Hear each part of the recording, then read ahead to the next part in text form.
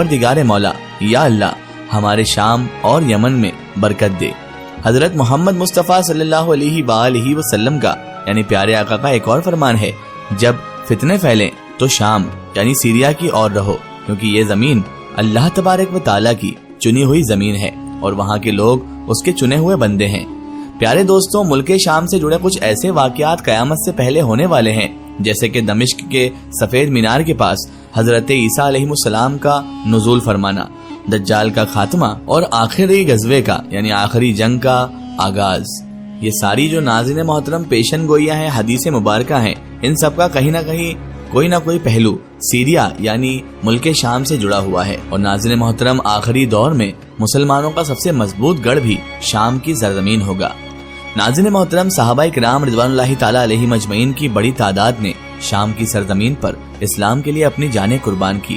حضرت ابو عبیدہ بن جراح رضی اللہ تعالیٰ عنہ، خالد بن ولید رضی اللہ تعالیٰ عنہ جیسے بہت سارے بہادر دلیر صحابہ کرام کی قبر مبارک بھی یہیں پر موجود ہے۔ شام کی سرزمین کا اتہاس ہمیں اسلام کی قربانیوں اور ان کی فتحوں کا یاد دلاتا ہے۔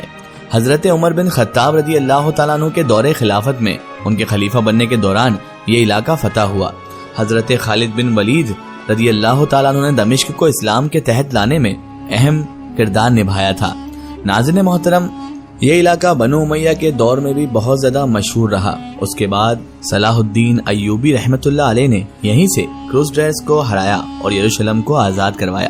یہ علاقہ 400 سال تک عثمانیہ سلطنت کا حصہ رہا اور تب اسے سکون اور امن اور ترقی کا دور دیکھنے کو ملا۔ لیکن اسلامک اتحاد جب ختم ہوا تو یہ علاقہ دشمنوں کا شکار بن گیا۔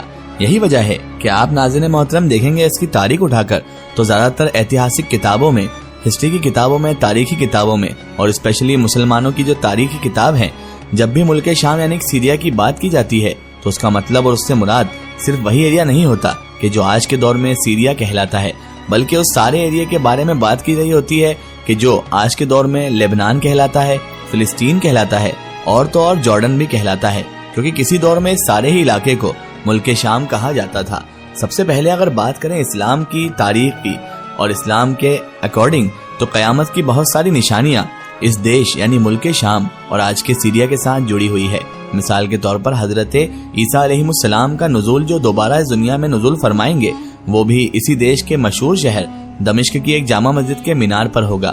حضرت امام مہدی علیہ السلام بھی مدینے سے اسی علاقے کی طرف ہجرت فرمائیں گے اور جہاں پر پہنچ کر وہ مسلمانوں کی لیڈرشپ سنبھالیں گے اور دجال جیسی بھیانک اور خطرناک طاقتیں بھی ہوں گی، وہ بھی اسی علاقے میں آ کر ہی دم توڑیں گی۔